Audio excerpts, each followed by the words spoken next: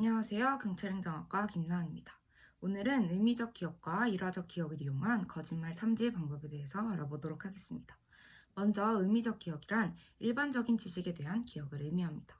그리고 일화적 기억이란 개인이 경험한 사건에 대한 기억입니다.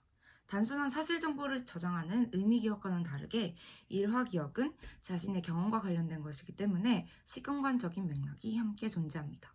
의미 기억이 사실에 대한 기억이라면 일화 기억은 사건에 대한 기억입니다. 이러한 기억의 종류가 어떻게 범죄에서 그리고 거짓말 탐지에서 이용될 수 있다는 것일까요?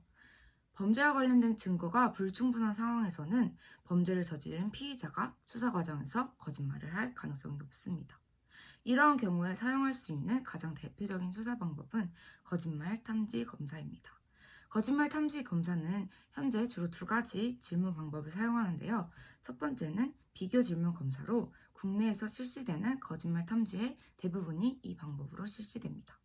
그러나 비교 질문 검사는 타당성에 문제가 있는 것으로 지적되고 있으며 범죄에 대한 법적 증거로 거의 사용되지 못한다고 합니다. 그리고 다른 한 가지는 숨긴 정보 검사로 논리적 타당성을 갖춘 검사로 인식되고 있습니다. 그러나 숨긴 정보 검사를 사용하기 위해서는 오직 범인과 수사관만 알고 있는 범죄 관련 정보가 있어야 하는데 이 정보는 전체 사건의 10% 내외만 존재한다는 한계점을 가지고 있습니다. 비교 질문 검사와 숨긴 정보 검사의 단점을 극복하기 위해서 일화 기억과 의미 기억 간의 구분을 이용한 거짓말 탐지 기법을 개발하고자 하는 연구가 진행되었습니다.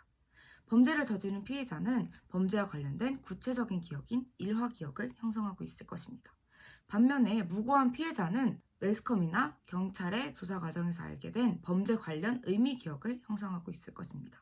일반적인 일화 기억과 의미 기억은 신경 기전이 다르므로 일화 기억이 인출될 경우와 의미 기억이 인출될 경우에 대뇌의 활성화 양상이 다를 것이라고 예측하고 있습니다.